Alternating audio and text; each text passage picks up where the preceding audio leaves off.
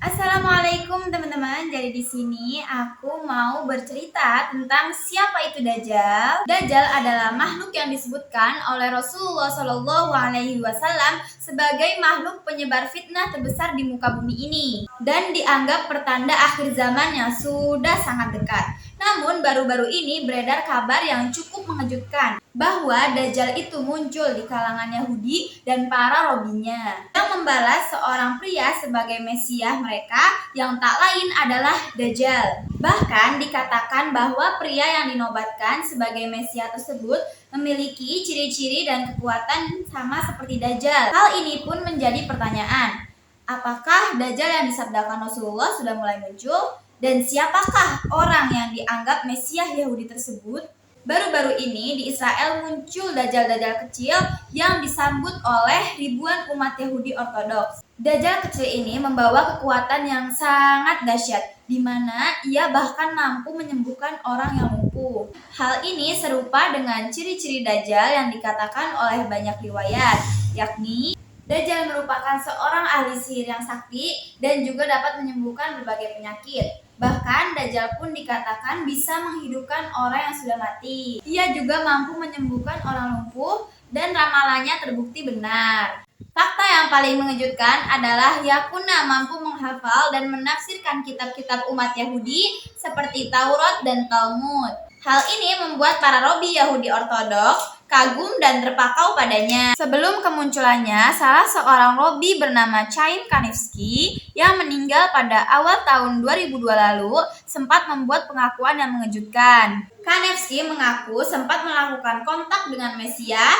dan membuat pengakuan yang mengejutkan. Kanievsky menyatakan bahwa Benjamin Netanyahu akan menjadi Perdana Menteri Israel terakhir sebelum zaman Mesianik dimulai. Sosok Dajjal kecil yang muncul di Israel ini diakui sebagai Mesias oleh umat Yahudi. Nama sosok tersebut adalah Yakuna Raksalamo Yehuda.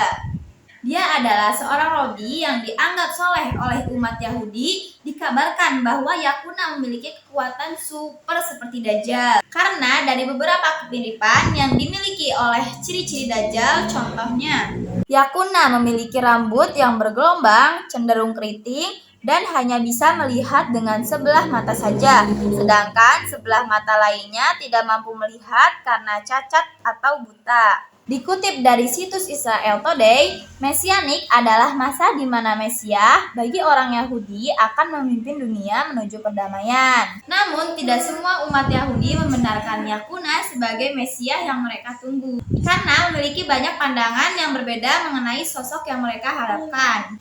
Meskipun ada yang percaya Yakuna adalah Mesias yang mereka tunggu karena telah menunjukkan kekuatan dan cirinya, banyak juga yang ragu dan menganggapnya sebagai satu dari banyak Mesias paku. Sebagai umat muslim, kita harus tetap menjaga keimanan dan ketakwaan kepada Allah Subhanahu wa taala, serta memohon perlindungan dari segala macam fitnah dan keburukan akhir zaman. Bagi kita umat muslim, penting untuk mewaspadai munculnya para dajjal ini dan tetap teguh dalam keyakinan kepada Allah Subhanahu wa taala. Rasulullah Shallallahu Alaihi Wasallam telah mengabarkan bahwa hampir 30 dajjal pendusta akan muncul. Hal ini sebagaimana sabdanya, hari kiamat tidak akan terjadi sampai muncul para dajjal pendusta yang jumlah mereka mendekati 30 orang. Semuanya mengaku bahwa dirinya adalah utusan Allah. Hadis riwayat Al-Bukhari.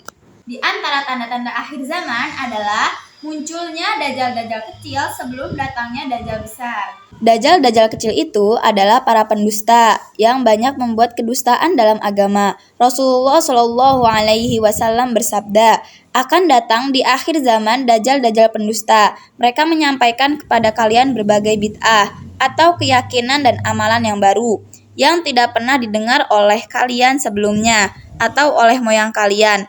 Maka berhati-hatilah terhadap mereka dan jangan sampai kalian terfitnah. Hadis riwayat Ahmad. Maksud hadis tersebut adalah bahwa akan ada beberapa orang yang mengaku sebagai ulama, mereka mendakwahkan agama namun sebenarnya mereka adalah pendusta. Mereka sering menyampaikan perkataan dusta yang tidak pernah didengar oleh kalian atau moyang kalian dan mereka membuat hukum-hukum yang batil serta keyakinan-keyakinan yang rusak. Rasulullah Shallallahu Alaihi Wasallam telah mengabarkan bahwa di akhir zaman akan muncul orang-orang yang berbicara tentang agama tanpa ilmu atau dalil, hanya bersandarkan pada hadis dusta atau palsu, dan isi perkataan mereka sangat aneh dan tidak pernah didengar oleh orang-orang solih terdahulu. Padahal masalah agama harus merujuk pada pemahaman para ulama terdahulu. Mereka itulah Dajjal kecil. Bahkan ada juga pendapat yang mengatakan bahwa Dajjal kecil ini sering membicarakan tentang Dajjal itu sendiri. Dajjal merupakan salah satu tanda besar dari datangnya hari kiamat. Dalam buku Kemunculan Dajjal dan Imam Mahdi, semakin dekat disebutkan tentang ciri-ciri Dajjal, yaitu seorang manusia yang berambut keriting dan buta sebelah matanya. Hal ini sebagaimana sabda Rasulullah Shallallahu Alaihi Wasallam. Sungguhnya Dajjal adalah seorang laki-laki pendek, jarak antara kedua betisnya berjauhan, keriting, buta sebelah matanya, yang terhapus tidak terlalu menonjol, tidak terlalu ke dalam.